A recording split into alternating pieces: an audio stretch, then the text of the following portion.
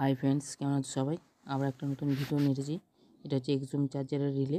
তো রিলেটা খারাপ হয়ে গেছে, ঠিক আছে? তো এটা চেঞ্জ করব। তো দেখো, এই রিলেটা হচ্ছে 5 পিনের, কিন্তু যেটা ছিল সেটা হচ্ছে 4 পিনের, ঠিক আছে? তো এটা আমি এখানে সেটিং করে লাগাবো।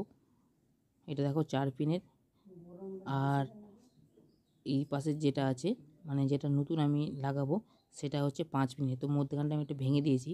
তো এটা আমি লাগাবো।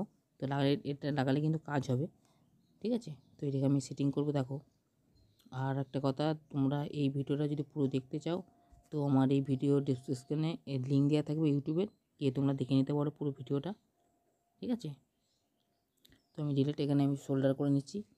সোল্ডার করা হয়ে গেছে। এবার লাইন দিয়ে তোমাদের দেখাবো তোমাদের কাজ হচ্ছে কি না হচ্ছে। তো দেখো, আমার এটা রেডি হয়ে গেছে, ফ্যানও ঘুরছে, ঠিক আছে?